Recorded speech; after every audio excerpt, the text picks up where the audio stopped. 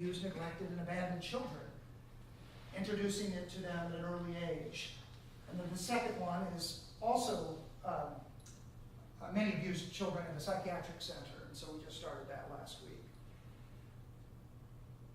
Quickly, some of the goals of our program is develop a lifelong passion for learning, literacy skills, decision-making, problem-solving, empathy. By playing another character, they're able to put themselves in other shoes, nurture desire to help others, increase self-esteem, positive self-image, take responsibility for the crimes committed, and just day-to-day personal responsibility.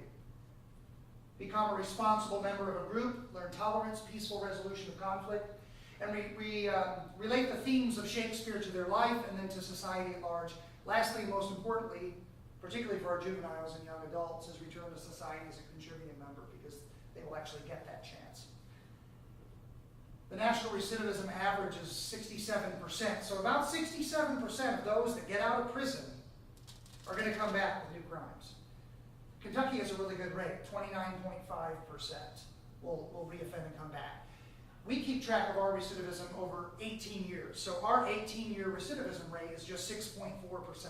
We've only had 4 guys out of 62 that we've sent home to reoffend with new crimes, so we know it's working. The juvenile program is a little trickier to be able to track them because of laws. We can't track them because of juveniles and the record's sealed, but we are able to see that most recently 94% of them improved their grades while they were in our program during the 8 weeks, 50-hour program. 70% less critical incidents, that's violence on other juvenile inmates, while they were in our program. So we know it is working.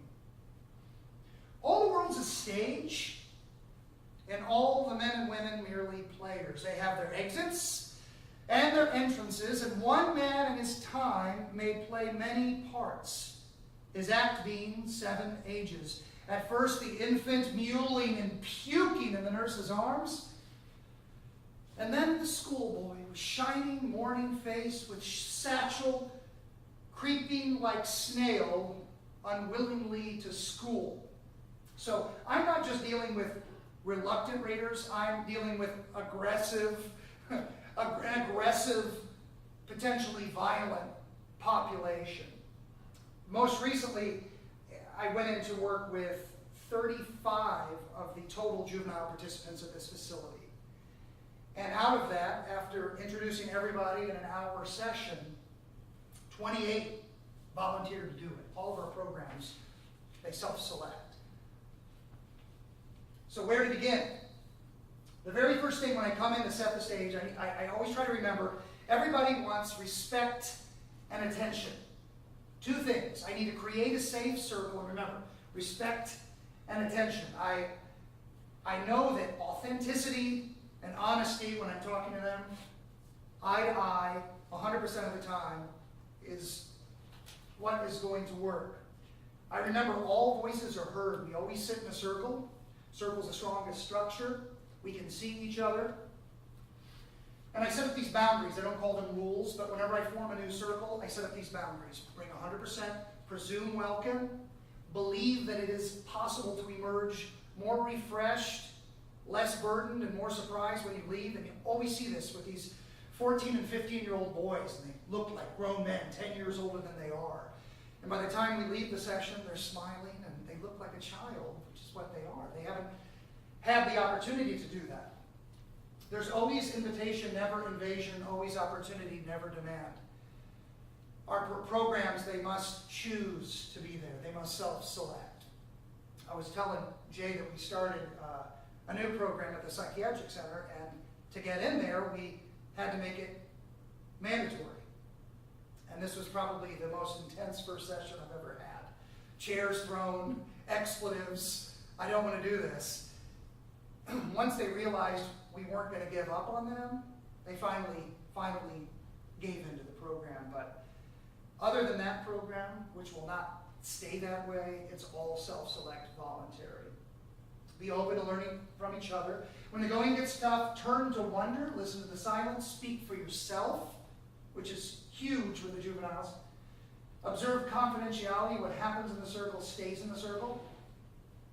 And then after doing 6 years of juvenile offender work, I had to add these last 4.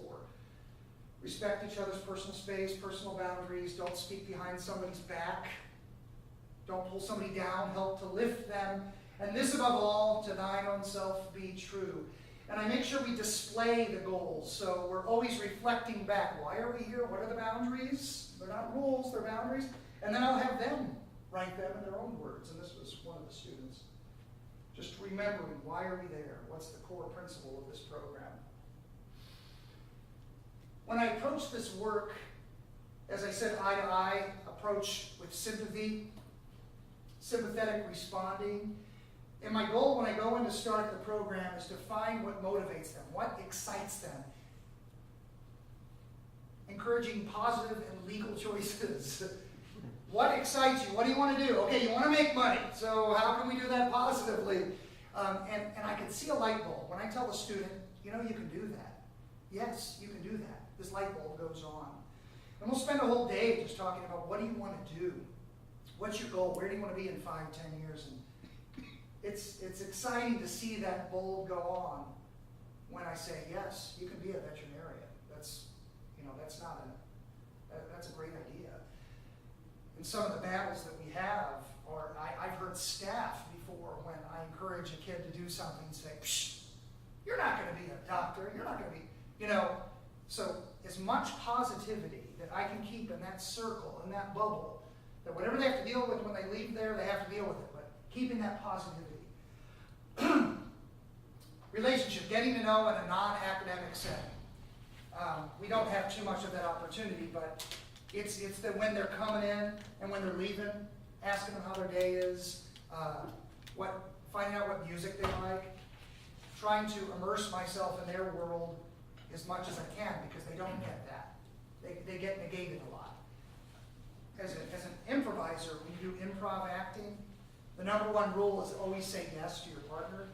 It's kind of like teaching for me when I'm teaching or directing. Find that positive thing, say yes, encourage it, don't negate. Listen and be ready to adapt. This was something I had to learn doing this work. When I first started, I have an outline, and this is how everything's going to go, this is how the year is going to go, and I will direct the play, blah, blah, blah, blah. And then, we're a week out in performance, and somebody gets shipped to another prison, or somebody goes home, or somebody being ready to riff on what excites them. That's kind of how we started into a multidisciplinary arts program. The boys used to just do scenes. And 3 years ago, one of the students said, could I paint something? I've never painted, I draw, but could I paint something of Merchant of Venice?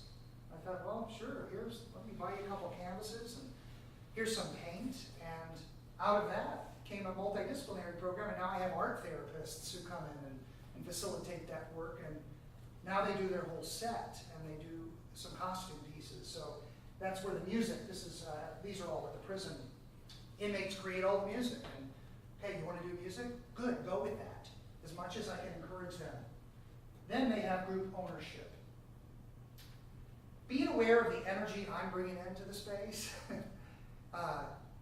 trying to check my day and my baggage from another program or stress at the door because I'm working in an intensely negative environment, and it's just exponential. They start to feed off of it. So as much as I can check my day at the door, and the same thing is being aware of the energy that I'm walking into.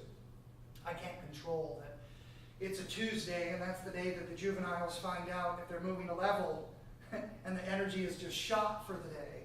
And it took me a while of realizing that, okay, if I'm there on a Tuesday, I know it's going to be, so maybe I'm going to do some fun exercises, or just trying to be aware of that, and not trying to force a square peg into a round hole.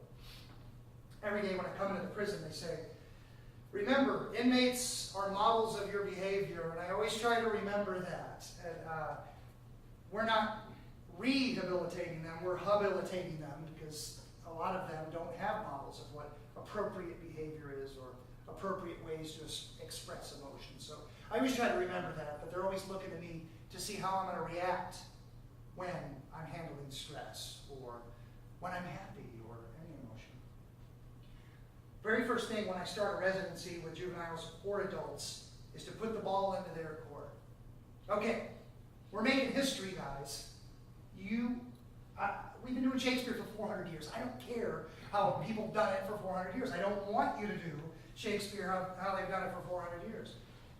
I empower them to take ownership. This is our thing, and it's only going to be as special as we choose to make that. And there you can see that's kind of the set stuff. What are we going to do? Okay, you guys do the set. By putting the ball in their court, they have ownership, pride. I'm working also in an environment where they're not allowed to make choices for themselves.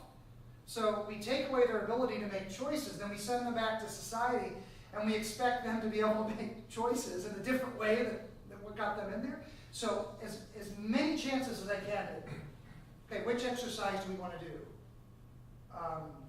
Directing the play. It's not directing, telling them where to go, it's facilitating. So we're trying to harness their impulses in a safe circle and get them to have appropriate impulses based on the play. And so they're, hopefully, by the time they get through our program, hopefully they're empowered to make decisions on their own a little bit better. Ensemble responsibility. When things don't go well, and I'm trying to force that square peg into the hole, I'll just step back, let it go, and we'll sit down and we'll constantly reflect, address, why didn't that work?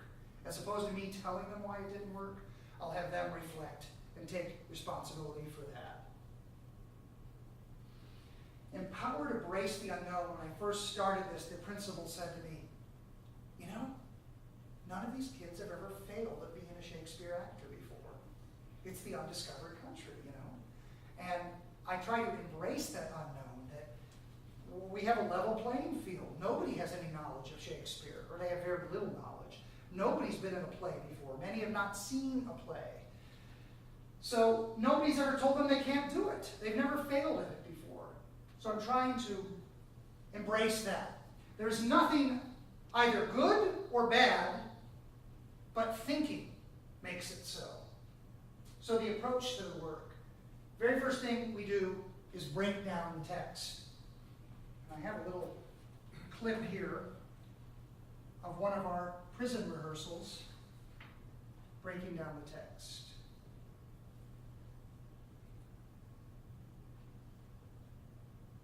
Oh, I didn't think about audio.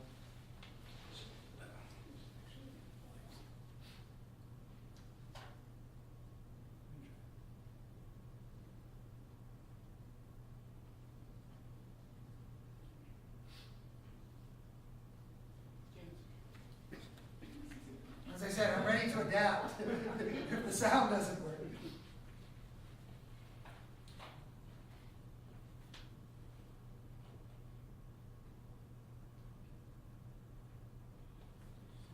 When we first get a piece of text, I'll just kind of jump to the next section.